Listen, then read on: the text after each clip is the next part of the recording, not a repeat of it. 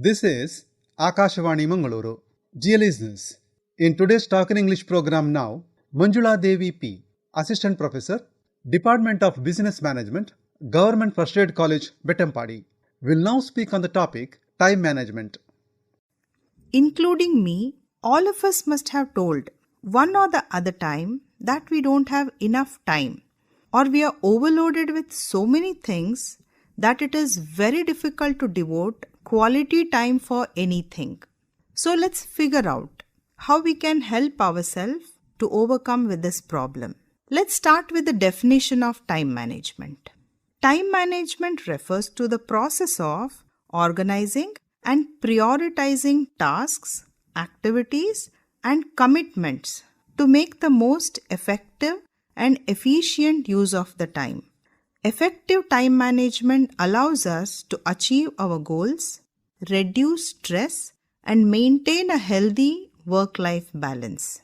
In this session, I'm going to talk about the strategies that one can follow to effectively utilize their time so that they don't have to complain that they don't have enough time.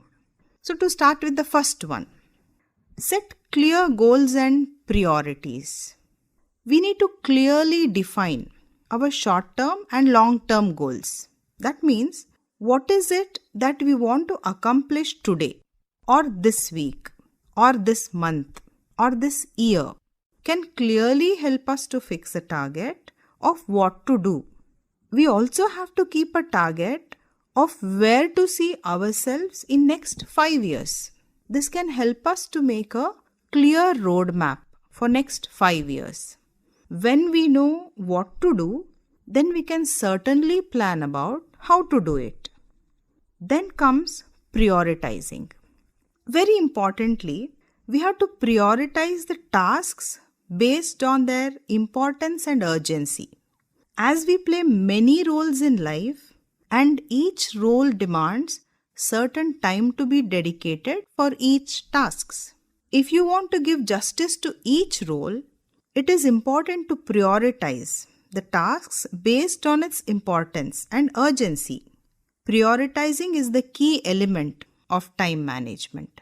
If you can arrange your tasks according to its importance and urgency, then half of your problem is solved because you exactly know what to do according to its priority. The next very important but very simple technique is creating a to-do list. This is one of the simple but effective steps towards time management. List out all the tasks you need to accomplish in a day. Preferably, in the beginning of the day, make a to-do list of the tasks to be done. In fact, your day should start by preparing a to-do list. It can be in a written form or arrange the activities that has to be done in your mind. It really helps in organizing the time and the resources required to accomplish the task. If the tasks are larger, break it down into smaller, manageable steps. Then there are various time management techniques. In this session, I want to tell you about one technique. This technique I have learned in NIMHANS, Bangalore while attending a life skill development workshop.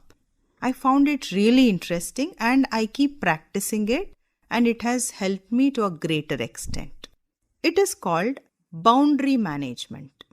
For example, we generally tend to worry about the unfinished tasks of the office when we are at home, or when we are in the home, we tend to worry about the tasks that are pending in the office or in the workplace.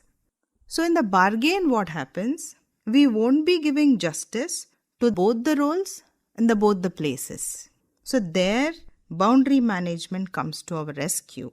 Boundary management is nothing but time blocking. That means allocate specific blocks of time for specific tasks. If you want me to put it in simple way, when you're in one role, don't think about the other role. Exclusively block your time for specific roles, but make sure that you give time for all the roles you play in life. So this boundary management technique helps you in a greater extent in managing your time and reducing the stress level too. Then the most important in today's day, I can say, eliminate the time wasters. What are these time wasters?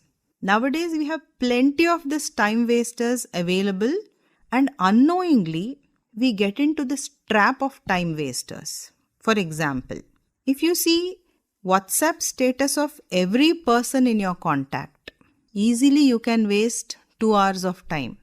If you keep scrolling the Facebook posts, you can in fact waste half of your day, just like that.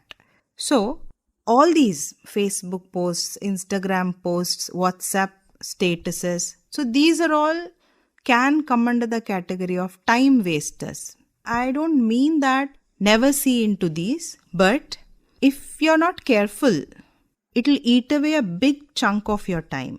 So identify the activities that consume time without contributing to your goals and eliminate such activities. Minimize the distractions of social media, unnecessary gossiping, or any other time wasters you identify in your life. Then the next strategy that you can follow is delegating and outsourcing. Delegating is nothing but exchanging your portion of the work that others can handle. This can really be of great help, especially when you're overloaded with work. For example, having a domestic help, distributing household chores among all the family members, keeping an assistant at the office can really be of great help in reducing the stress level and also in accomplishing the tasks on time. Sometimes we also have to outsource the tasks, means get it done from somebody else, that are not your strength or core responsibilities, can also improve the quality of work, and it helps in effective time management. So we all have to delegate a portion of the work which others can do. That means take help, and outsource if somebody is good in doing it. So completely get it done, that work from somebody. So that can really help for us to manage or concentrate on our core activities that we are supposed to do. The next technique could be set realistic time frames. Sometimes we get over ambitious. As we all know, we have 24 hours a day. So it's not possible to set the timetable for entire 24 hours. So you have to keep a realistic working time for yourself. That means out of the tasks that you have in front of you, estimate how much time each task will take and allocate the time accordingly. It's better to avoid overloading of your schedule with too many tasks.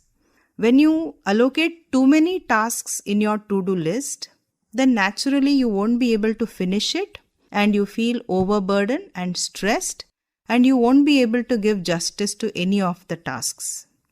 Next, but the very important, very simple strategy is 2-minute rule. If a task takes less than 2 minutes, it's better to do it immediately. Suppose you have to send an email, or you have to make a phone call, or you have to give one particular item to the other department. So if such tasks are there in front of you, then better to finish it immediately. This prevents small tasks from piling up. It is also better to group similar tasks together to minimize context switching.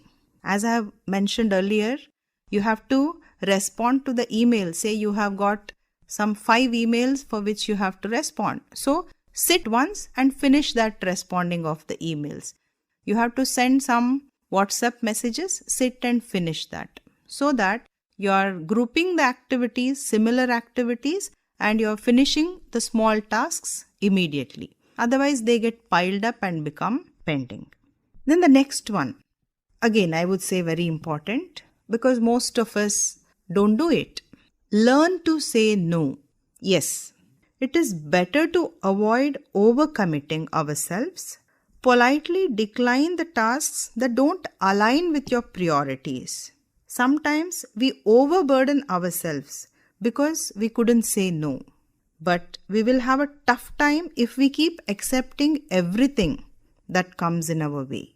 So it is better to say no when you're already overloaded, but it doesn't mean that you keep saying no to everything. That will have another problem. So be rational in accepting your tasks. Then take breaks and rest. Regular breaks improve focus and prevent burnouts. Engage in activities that recharge you, such as taking a small walk, taking a tea break, practicing mindfulness, appreciating what you have around you. So all these small things can really help you in rejuvenating. Or if you are taking a longer break, like take a vacation, visit a new place, meet new people, go on a trip. So all these break from your regular work schedule can also help you in rejuvenating, and once you get back to work, you'll be more productive. Then it is very important to reflect and adjust. So that means, yes, we do have a plan, we prepare a to-do list, we work accordingly, but it's very important to check, periodically review our time management strategies and adjust the approach based on what's working and what needs improvement. If you feel you're lagging behind, if you feel the tasks are going incomplete, then it's better to review. So sometimes it so happens that maybe your sleep schedule or your rest schedule may be requiring some adjustment. So review your time available, your quality time that you're putting, and then make corrections accordingly wherever required. Then the most important, I'm taking it to the last part, but last but not the least, I would say, maintain work-life balance. To allocate time for personal activities. As I have already mentioned about taking a break, it comes in line with that. Allocate time for your personal activities like hobbies, spending time with loved ones. Otherwise, life becomes too mechanical. Balance between work, leisure, and self-care is essential for overall well-being. So these are the time management strategies that you can follow for effectively managing the time. Remember that effective time management is a skill that takes practice and continuous improvement. Tailor these strategies to your unique needs and preferences, and be patient with yourself as you develop better time management habits. So I have discussed a couple of strategies. So out of this, whatever you can practice, do practice. If you have any other better way of managing your own time, please do practice them. We all have 24 hours a day, and it is more than sufficient to achieve whatever we want to achieve in our life. Thank you. Dear listeners, you have just heard Manjula Devi P. speaking on the topic time management. This talk came to you from the studios of Akashvani Mangaluru.